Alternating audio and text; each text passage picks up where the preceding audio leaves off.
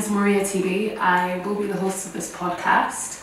I'm 29 and currently I work in furniture as a commercial furniture consultant. I'm Mab, 29, from London, South Sudanese, and I work at a bar.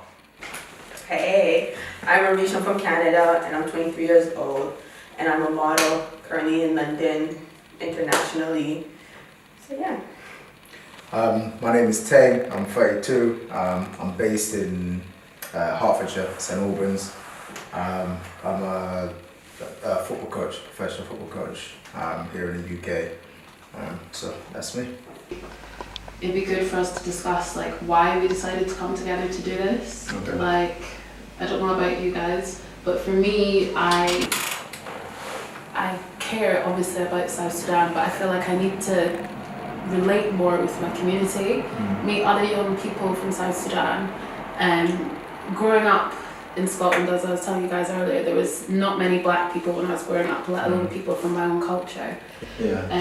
There was actually more people from like Sudan, Yeah. not South Sudan, like from Khartoum. So I Yeah. got like That influence. I got more of an influence from that than my own. But now, like, I think Sudan is such like an amazing country. Nobody really knows much about it, so it'd be good to kind of like I wanted to come here and just talk about it, spread information, find like ways of letting people know and ways of relating to like our parents as well, like being real and being honest in like a setting amongst like people my age. You know? Yeah. What about you guys? I think, but for me, one of the reasons I wanted to kind of obviously get an idea of like what the topics and what the discussions are in London, because for me, I travel to South Sudan and Sudan frequently. I just came back, I was there for Christmas. So for the last 10-15 years, I go back consistently. So I understand the point of view from people here with the challenges, the struggles, whether it's here, whether it's Canada, where you guys are, whether it's Australia, America, wherever it is where the biggest population, diaspora, Sudanese people are. And then also understand their perception as well over there, whether you're in Juba, whether you're in whatever state you are in South Sudan or in the north.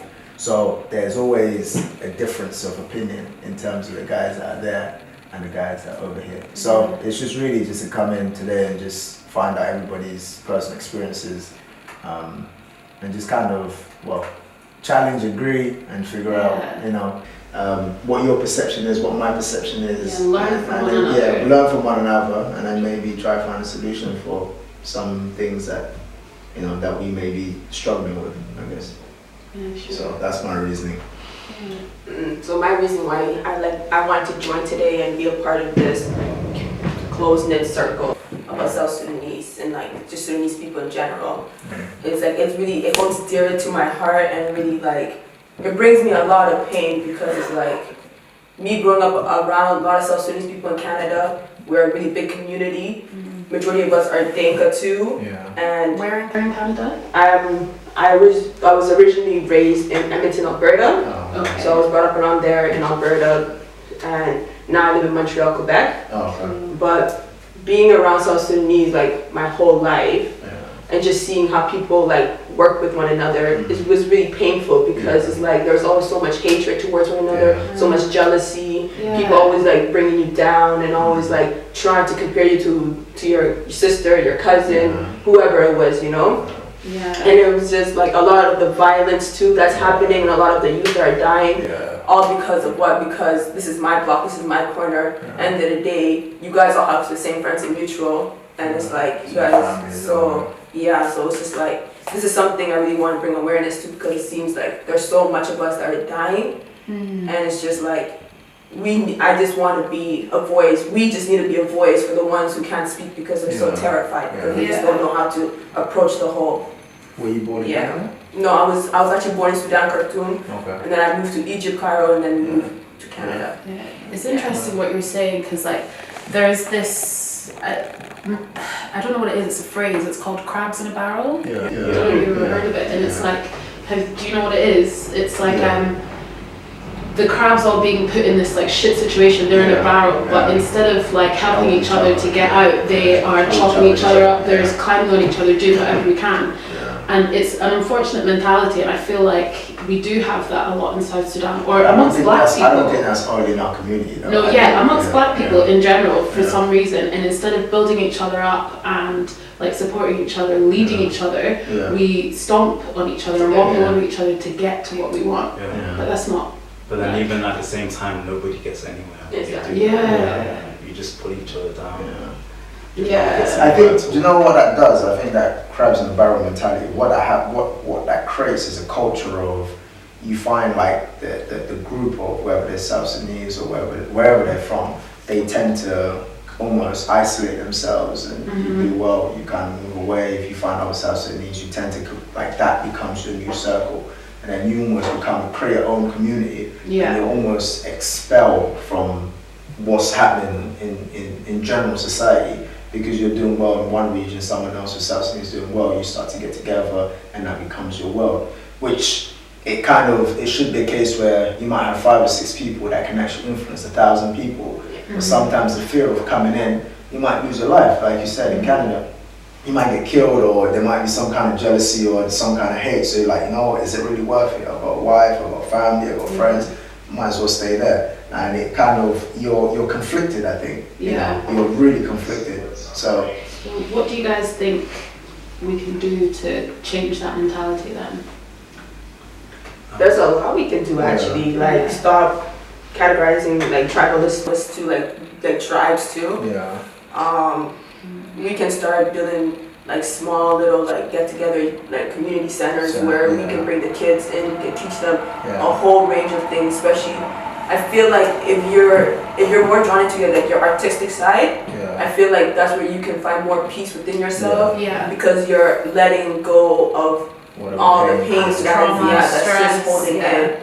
So I think also that's one of the reasons why I came here today, is also just to really communicate our different experiences. Like you've been in Canada, you've been in Scotland, you've been interacting with other young South Sudanese from different parts of the world, and even in Khartoum and in Juba, because we're very unique in our experiences. Parents coming from war and having gone to all these different places, and also just how we're interacting with these different environments, and how diverse it is. And also we need to just really try to help each other by communicating these things. Yeah, man, and we need to be more proud, I think. Like we have such a unique culture, like so beautiful.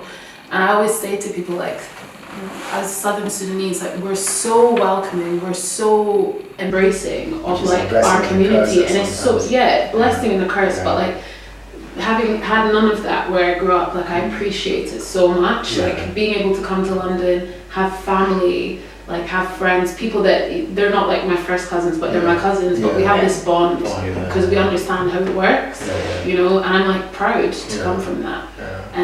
Whereas when I was younger, like I didn't actually go to South Sudan until I was 15 for my first time. And I've never gone.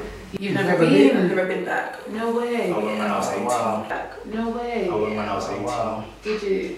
I know, go. It's so depressing. So now I really want to go because I just want to feel my roots. I just want to just touch the soil, just like embrace all that, just like have it all. But I know it's gonna be a very emotional experience for me when I go back, because it's just like I'm always just laying in bed, always thinking like, how would I be if I was to stay, if I was raised in Sudan, you know? Imagine if all of us never left. I was born here, but if I was born there, like how different would we be as people?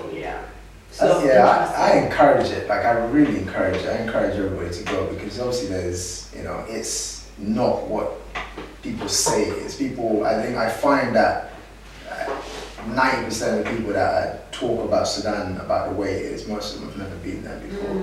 When you do go there, you're like, you have areas, nice places for tourists, you can have really upscale, middle ground, and you have the extreme poverty.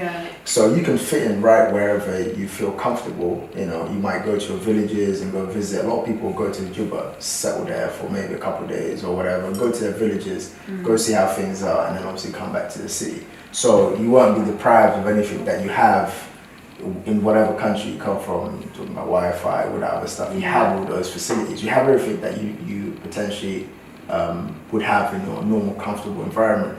So I would encourage it. You know, I'll say if it's for your first time, go there, stay in a hotel. You'll get all the luxuries. I'm going to the village. That's where I'm going. From personal experience, for someone who goes regularly, I would probably say you have to go to Juba anyway. You have to go there. I'm gonna go where my grandparents are. But what I'm saying is, when you get there, like you can't just go like direct. You've got to obviously go to Juba That is first. the plan. I'm going straight to where my grandparents are. No. She's not stopping. No. Okay, She's flying to Juba, get in the car, go straight to the village. What I'm saying you got to keep in mind, like when you get there, like there's no direct flight to the village. You have to go to Juba first. But also Juba's an experience. Yeah. I'll go after I meet my family. Where is your and grandparents? then I will release all that emotions with them, and then I'll Come go back to the the city. Okay. Yeah. So where is that exactly? Well, my mom's parents are from Awil. Oh, okay. And then my dad's parents are from Jushon. Right there. It must be related. Hold on. Maybe, you never know. So I just came from a wood. Did you? Yeah, I just came from a wood. So my mom's.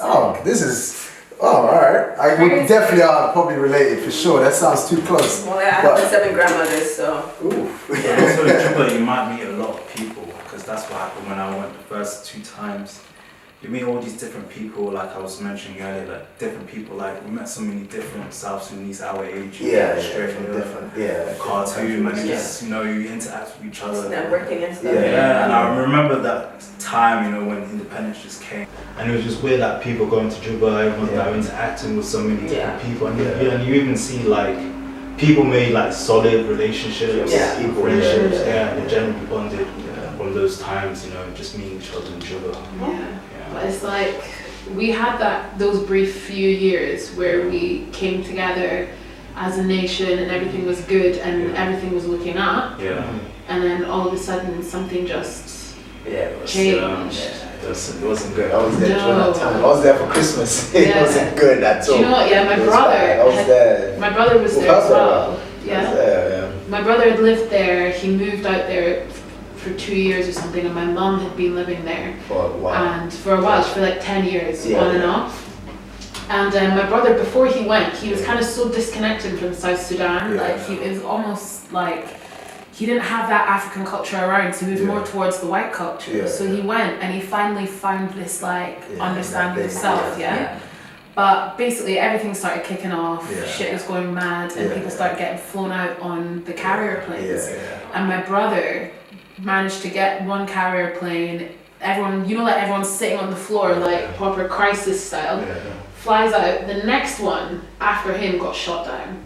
Wow. And I'm just mate, imagine, it's crazy. I never thought that would have happened, and I'm so lucky that it didn't happen to him, but it was so close. I think a lot of people that were in Juba were very naive, because it's like before all that stuff happened, there was so many signs that were saying something is going to explode soon. So if you're there, I think some people didn't want to believe that, it's something bad is going to happen. Remember, people have been in a state of fighting for so long. You can't just all of a sudden say, okay, peace is here. Exactly. You got to clear up. It's a long-term project. You got to get rid of all the guns. You got to get rid of all the weapons. And it's a mental process. And a lot of them, a lot of people have post-traumatic stress from the war. So anything, people snap. And you see it, especially like in the early days in Juba, people are really struggling. And you can't treat that because you don't know how far. Like for example, soldiers in the UK or whatever country in Canada, they go straight in. They get psychiatric help straight away, just because of all the death and all the crisis and all the other stuff. So I think that's where we kind of underestimated it. And completely. There are some places in South Sudan you don't go. They're definitely 100%. I wouldn't even go. I speak the language. When I go there, I can blend in with the locals, but it's dangerous. And there are some places where if you're in the capital, you're okay. You go, for example, some places in the Wool, you go to Malakal, you go to Rumbek, some places like that, you're okay, it's nice and safe. But there's certain areas where there's still so much poverty, people are so hungry that they'll do whatever they need to do.